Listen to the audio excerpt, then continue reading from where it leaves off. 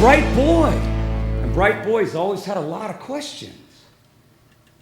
At 5 years old, I remember asking my mother how a woman would breastfeed triplets. It just occurred to me that someone would be left out.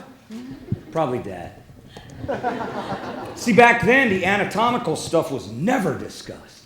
In the 60s, we literally heard the story about birds and bees. Mom said, there are birds and there are bees. Mommy, I've never seen this on a bird or a bee. Try the birds and bees story on a small child nowadays. Very advanced they are. That kid will look right at you. How about birds who want to be bees, or bees in a bird's body, or birds dressed up like bees?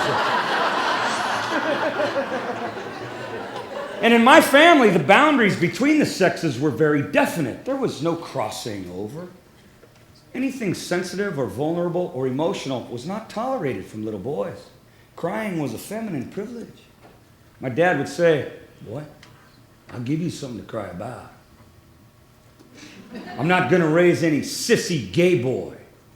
My dad is so homophobic, he won't eat a hot dog.